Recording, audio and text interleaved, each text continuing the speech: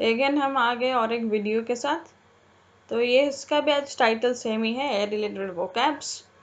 ये जो है ये ख़त्म ही नहीं हो रहा है, ये सोच रहे होंगे आप, बट एक्चुअली क्या आप तो देखे होंगे डिक्शनरी। एक डिक्शनरी में आप सोचिए वो कितना मोटा होता है और उसमें कितने पेजेस रहते हैं। तो लाइक वोकैबुलरी का कोई एंड नहीं है। सो ये जो आज ए रिलेटेड वर्ड्स है, ये एक्चुअली 4th लेसन है इसका आज। चलो बात करते हैं इसके बारे में। सो देखिए कुछ मज़ेदार वर्ड्स यहाँ पे, मज़ेदार क्लूज भी हैं। फर्स्ट जो मेरा प्रीफिक्स है आज का वो क्या है, एनिम, ANIM, और जिसका मीनिंग क्या होता है, लाइफ ऑफ ब्रीथ। तो इसमें जो फर्स्ट वर्ड है वो क्या है, एनिम से आप, एनिम दिमाग में जब दिखे उसको तो दिमाग में आपका क्या चल रहा है कि एनिम से क्या हो रहा है, एनिमल। एनिमल के मीनिंग यहाँ पे क्या है ना, लिविंग ऑर्गेनिज्म। तो आप रिलेट किए कि वो कैसे, इसका मीनिंग ये लिविंग के साथ कैसे रिलेट हो। लिविंग तो वो है ना जिसमें लाइफ होना चाहिए। तो देखिए उसमें उसमें स्टार्टिंग में क्या है, ANIM। देन जो मेरा सेकेंड वर्ड है वो क्या है, एनिमेशन। एनिमेशन का मीनिंग क्या होता है, सिंपली बोले तो aliveness, the state of being alive, that is said to be animation. And we people are also quite similar, frequently हम लोग ये वर्ड यूज भी करते हैं। देन ये वर्ड किस में कंप्लीट हो रहा है, TION, तो ये किसका एग्जाम्पल हो रहा है, नाउन का। Then next word in is word that is animism. Animism is word and means the belief that all the natural objects and the universe itself have souls. मतलब ये सोचना कि ये यूनिवर्स में जितने भी ऑब्जेक्ट्स है वो सारे क्या है, वो सारे में क्या है, सोल है। Again animism is also set to be a noun, because ये वर्ड किस में कंप्लीट हो रहा है, ISM में। ISM is set to be noun. जब आप ये वीडियो देख रहे हैं तो मुझे अच्छे से सुनिएगा, क्योंकि मैं इसमें जो भी एक एक वर्ड्स बोल रही हूँ वो सारे ही बेनिफिशियल हैं। देन मैं मान लीजिए मैं यहाँ पे एनिमिज्म का एक सेंटेंस बोलती हूँ आपको। Animism is common among primitive peoples. तो आप देखें इसमें ये सेंटेंस में मैं क्या बोली, animism is common among primitive peoples. Primitive people में क्या था ना, एनिमिज्म था। Then next word is what, that is animosity. Animosity ये वर्ड थोड़ा डिफरेंट है, मतलब different in the sense of meaning actually. मतलब आप ये से बोल सकते हो जिसमें थोड़ा जो पर्टिकुलर प्राणी, मतलब लिविंग पर्सन में थोड़ा हेटेड फीलिंग हो या फिर हॉस्टिलिटी ये फीलिंग हो। हेटेड में ज़्यादातर, हेटेड तो आप समझ ही रहे होगे, हेट वाला फीलिंग हो उसको क्या बोला जाएगा, एनिमोसिटी। नेक्स्ट वर्ड क्या है, एनिमेट। एनिमेट का मीनिंग क्या होता है, गिव लाइफ लाइक क्वालिटीज। हम लोग बोलते हैं ना एनिमेट वीडियोज हैं, तो वो क्या ट्राई करता है एनिमेट में, ताकि वो ह्यूमन का जैसे भी लाइक स्ट्रक्चर, उसका अपीयरेंस उसमें सिमिलर करता है। एंड ये वर्ब है actually. Then next one is word inanimate. Inanimate का मीनिंग क्या होता है, नॉन लिविंग। कोई भी वर्ड अगर ए से, AN से, IN से, IM से, IR से, IL से स्टार्ट होता है, ये सारे वर्ड्स का मीनिंग क्या होता है, नो। तो IN स्टैंड फॉर नो, तो ये वर्ड का मीनिंग क्या हो गया, नॉन लिविंग। ठीक है, आप देखिए इसमें जितने भी यहाँ पे 6 वर्ड्स है, 6 वर्ड में आप 5 वर्ड में देखिए स्टार्टिंग में क्या लिखा है, ANIM, और एक वर्ड के मिडिल में क्या लिखा है, ANIM। अगेन मैं बताइए आपको इन का मीनिंग क्या है, और इन के साथ प्लस क्या, एनिम को, उसका मीनिंग क्या हुआ। Anim stand for living and in stand for not, तो वर्ड का मीनिंग क्या हो गया, नॉन लिविंग। सो हम लोग आगे बढ़ते हैं नेक्स्ट स्लाइड के तरफ, देखते हैं क्या है नेक्स्ट स्लाइड में words. Then next one is word annu, ANNU, anni या फिर इनी। ये तीनों ही पर्टिकुलर प्रीफिक्स का मीनिंग क्या होता है, ईयरली। और इसमें जो फर्स्ट वर्ड है वो मैं क्या लिखी हूँ, एन्यूटी। एन्यूटी की मीनिंग क्या होता है, ईयरली इनकम पेमेंट एक्चुअली। जैसे कि मान लीजिए कोई कोई लाइक अपना जो रिटायरमेंट में, जैसे कि मैं एक सेंटेंस बोल लेती हूँ आपको, आप सुन लीजिए इसको। His retirement fund was set up to be paid as an annuity. मतलब रिटायरमेंट का जो फंड था उनको, अब उनको एनुअली या फिर ईयरली मिलेगा, ये बात हुआ। अब तो एनुअल समझते हैं ना, हम लोग बोलते हैं एनुअल एग्जाम, ये एनुअल भी ऐसे ही स्टार्ट हुआ है, इसी के प्रीफिक्स के चलते एनुअल हुआ है। एक्चुअली एनुअल का मीनिंग क्या होता है, हम बोलते हैं ईयरली एग्जाम, एक साल में एक बार जो एग्जाम होता है उसको हम लोग एनुअल एग्जाम बोलते हैं। सो देन अगर हम नेक्स्ट वर्ड की तरफ जाए तो नेक्स्ट वर्ड क्या लिखा है, anniversary. People all know this particular word. Anniversary क्या होता है, yearly recurring date of an event. Then next one is what? Biennial. Biennial is said to be by is what? 2. And any is said to be what? Year. तो फिर क्या हो गया? 2 years. any का meaning क्या होता है? 2. और by का मीनिंग क्या होता है? सॉरी गलत बोल दी मैं। by का मीनिंग क्या होता है? 2. और any का मीनिंग क्या होता है? year. तो क्या हो गया? happening every 2 years. The next one is what? Perennial. Perennial. अब ये जो मैं पेरेनियल पढ़ी हूँ तो मेरे दिमाग में ये चल रहा है पर, PER। ये PER always stand for like persistent और कांस्टेंट, जो कि बहुत ही लंबा टाइम तक हो रहा हो। जैसे कि मुझे ये किस चीज़ कैसे पता है, बिकॉज मैं ऐसे वर्ड्स के साथ खेलना ज़्यादा पसंद करती हूँ, मुझे याद भी रहता है।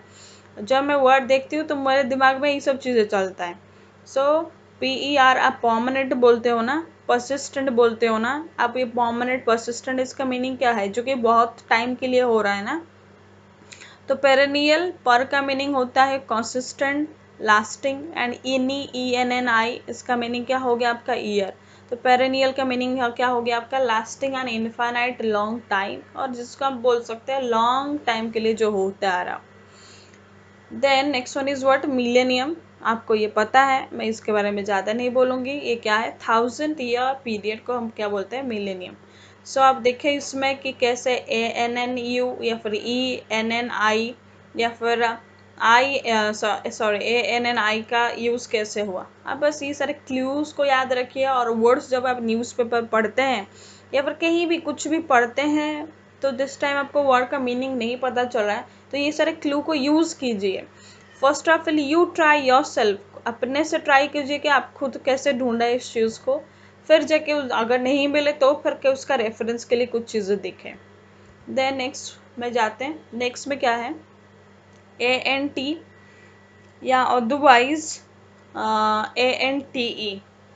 तो ये दोनों किसके लिए यूज़ होता है, बिफोर के लिए यूज़ होता है। आप एंट और एंटी, तो ये दोनों क्या होता है, किसके लिए यूज़ होगा, बिफोर के लिए यूज़ होगा।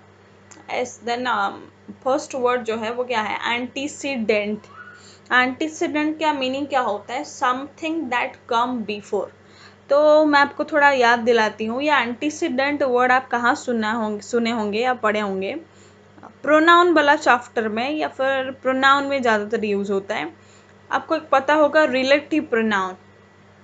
रिलेटिव प्रोनाउन क्या है, अगर मैं एक सेंटेंस ये बोलूँ, Ram who is my student, तो इसमें मेरा सब्जेक्ट क्या है, राम, और राम के लिए मैं क्या यूज़ करी हूँ, हु। तो हु, ये हु किसके लिए लिखा जा रहा है, हु किसको डिनोट किया, ये रिप्रेजेंट किया राम को। तो who here is said to be the relative pronoun. And who का जो एंटीसीडेंट है, हु के पहले जो लिखा है वो क्या है, राम। तो Ram is not the subject here, Ram is said to be the antecedent. Okay, then next one is what, that is antediluvian। antediluvian का मीनिंग क्या होता है, happening long before, या फिर आप इसको ये बोल सकते हैं extremely old। चलिए मैं एक एग्जांपल देती हूँ आपको।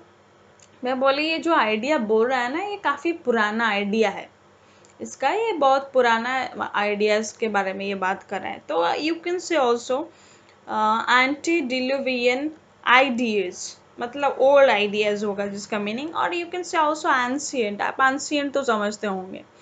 Next word is what, antedate. Antedate का मीनिंग क्या होता है, कम बिफोर इन टाइम, जो मतलब पहले के टाइम पे होता था। मैंने उसके साथ कुछ यहाँ पे उसका सिमिलर वर्ड्स भी लिखे हैं। चलिए मैं इसका और एक दोबारा एग्जाम्पल भी बोल लेती हूँ आपको। Stone tools, antedate, bronze tools. तो आप समझ रहे होंगे मैं कैसे स्टोन टूल्स जो है, मतलब उसके पहले ब्रोंज टूल्स के पहले क्या यूज़ किया जाता था, स्टोन टूल्स यूज़ किया जाता था। ठीक है। Then next word is word, that is anterior. Anterior आपको पता है उसका मीनिंग क्या होता है, earlier, a place before. So again ये जितना भी वर्ड्स इसमें लिखा है, इस सारे में देखिए आप ANT है, ये चारों वर्ड्स में आप ANT is related to word before, आप ANT को याद रखिए, उसके ऊपर फोकस कीजिए, फिर कहीं ना कहीं आप देखेंगे वर्ड्स तो आप रिलेट जरूर करेंगे। Next one is word ANT और ANTI, जिसका मीनिंग क्या होता है, अगेंस्ट और अपोजिट।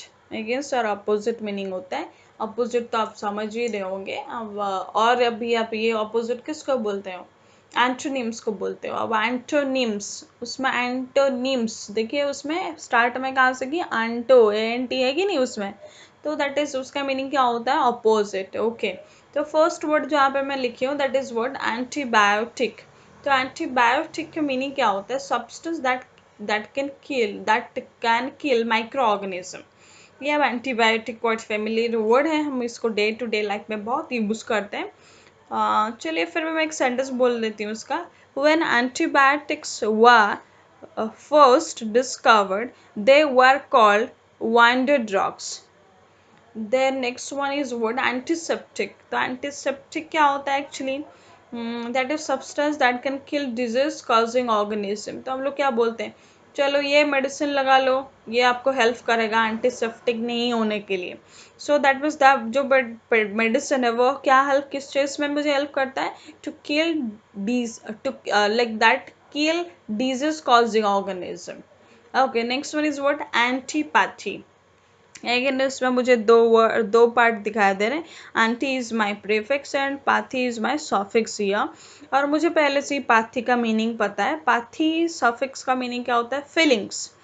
फीलिंग्स के लिए ये पाथी यूज किया जाता है। और एंटी होता है अपोजिट, मतलब किसके लिए, अगर आपका अपोजिट फीलिंग्स है तो उस अपोजिट फीलिंग्स मतलब आप उसको लाइक करेंगे डिसलाइक करेंगे, डिसलाइक करेंगे तो वर्ड का मीनिंग क्या हो गया, डिसलाइक। आप ऐसे ही सुने होंगे अपाथी। तो आ मतलब एक मत से स्टार्ट हो रहा है, मतलब उसका मीनिंग हो गया नो।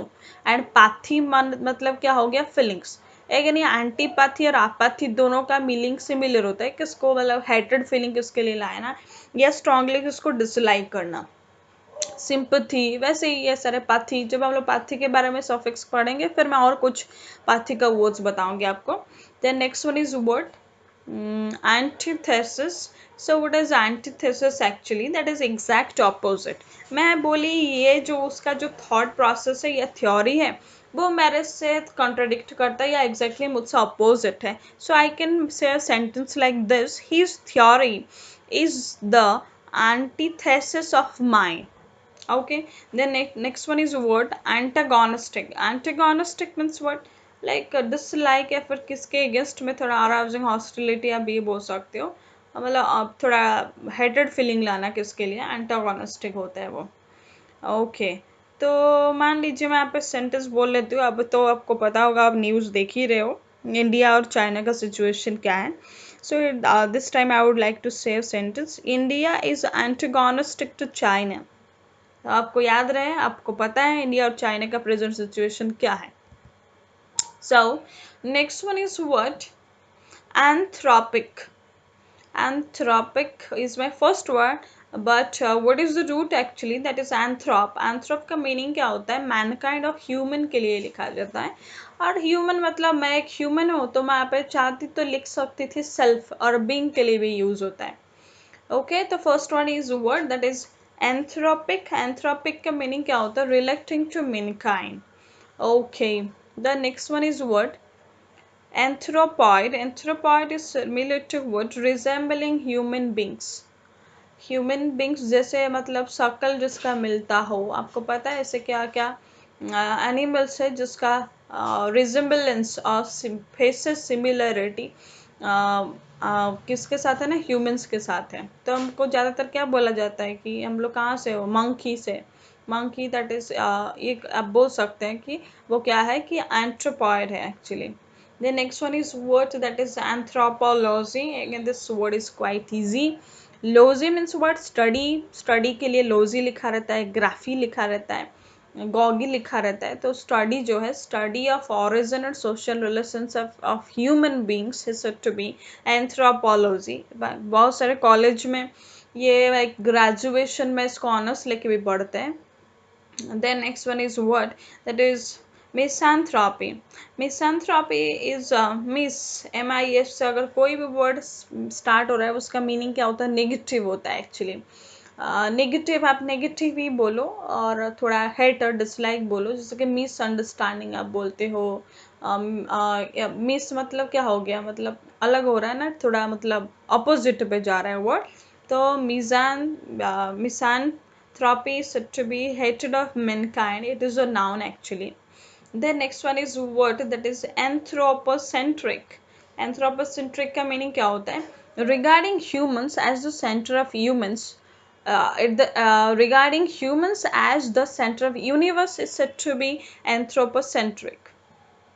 Humans को यूनिवर्स का सेंटर मानना, that is said to be anthropocentric and it's quite easy actually. इसमें दो पार्ट है, one part is anthropo जिसका मीनिंग होता है Mankind, and centric stands for the center. The next one is word that is philanthropist.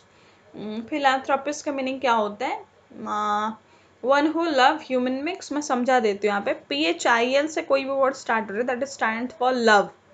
थोड़ा love वाला feeling है या पॉजिटिव या लाइकिंग वाला फीलिंग है, हम उसमें क्या यूज करेंगे, फील। देन IST, कहीं भी वर्ड में IST लिखा है ना, तो that means it is using, we are using it for one, किसी के लिए बोला जा रहा है, it is a noun actually, one who. आप ऐसा सोचो, वन हु किसके लिए, one who stands for IST, love stand for PHIL phil, and anthropo stands for human being. So the word is word that is philanthropist, that means one who love humankind. So if you like this video, please like and subscribe my channel, and that will inspire me to make some more videos.